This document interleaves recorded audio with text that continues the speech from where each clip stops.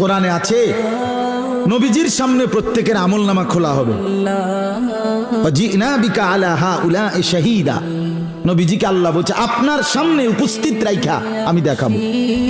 নবীজি আমলনামা দেখে আল্লাহর নবী জিজ্ঞেস করবে উম্মত এটা কি? উম্মত দিনের পর দিন ফজরের নামাজ কোথায়, জোহরের নামাজ কোথায়?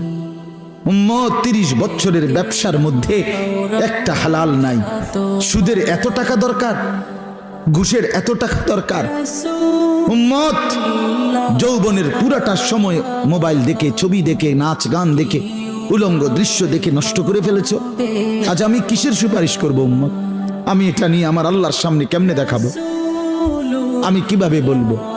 হযরত মাওলানা তারিক জামিল সাহেব বলেন হাসরের ময়দানে নবীজি, আহা বাপ শুনেন শেষ কথা, হাসরের ময়দানে নবীজি নিজের পিঠ মোবারক চাদর সরাইয়া ফেলবেন আর উম্মতকে দেখায় বলবেন উম্মত দেখ না আমার পিঠ চালনির মতো ছিদ্র ছিদ্র, তায়েফের পাথরের আঘাতে আমি এই পরিমাণ ব্যথা পাইছি, আহত হয়েছি, রক্তাক্ত হয়েছি, মৃত্যু পর্যন্ত আর আমার ছিদ্রগুলো আর গোশত দিয়া পুরায় নাই।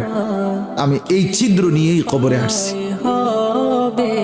আমার 23 বছরের এই কষ্ট, এই আমানত, আমার উহুদের দান শহীদ, আমার পেটে পাথর বাঁধা, আমার সাহাবীদের এই শাহাদাত, আমার বেলালের এত কষ্ট, খাব্বাবের এত জুলুম নির্যাতন সহ্য করা বিনিময় উম্মত কি নিয়ে আসছে? কি নিয়ে আসছে? জিন্দেগি কোনো কদর করলেন না। আবার বলছি ইন্নী লাকুম মিনহু নাযীরুম মুবিন, আল্লাহ বলছে নবী শুনাইছে 2 বার, পর পর 2 বার বলছে উম্মত আমি কিন্তু ভয় প্রদর্শন করলাম।